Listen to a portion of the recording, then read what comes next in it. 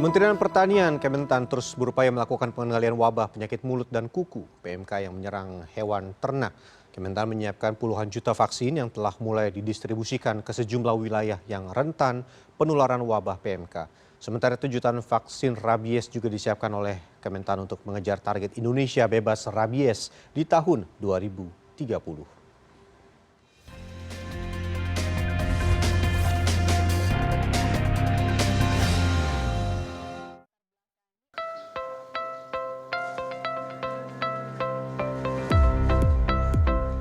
Merebaknya wabah penyakit mulut dan kuku yang menyerang hewan ternak di 24 provinsi di Indonesia membutuhkan penanganan yang tepat oleh pemerintah. Upaya percepatan vaksinasi pun gencar dilakukan oleh Kementan di sejumlah daerah yang terinfeksi. Pemerintah menargetkan hingga akhir tahun 2023 sebanyak 35,3 juta dosis vaksin PMK akan diproduksi di dalam negeri. Sejauh ini terdapat sebanyak 29 juta dosis vaksin telah disiapkan dan 10 juta dosis vaksin telah didistribusikan ke sejumlah daerah. Direktur Jenderal Peternakan dan Kesehatan Hewan Dirjen PKH Nasrullah menyebut upaya vaksinasi telah berhasil mengurangi angka kasus yang dilaporkan.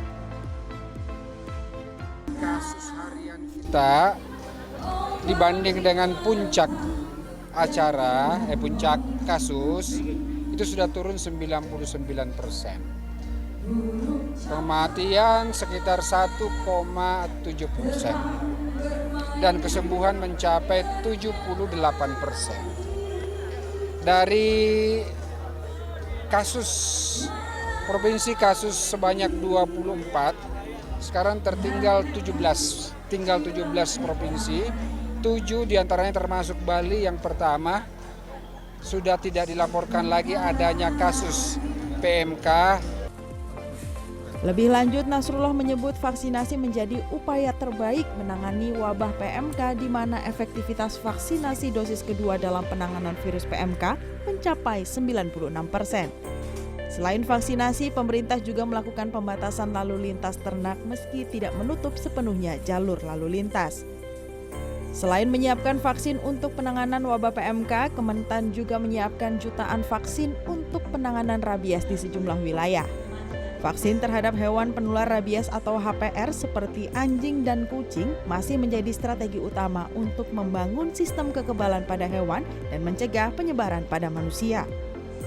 Target Indonesia bebas rabies pada 2030 menjadi tantangan semua pihak karena dari 34 provinsi, masih ada 26 provinsi yang belum terbebas dari rabies, salah satunya Provinsi Bali.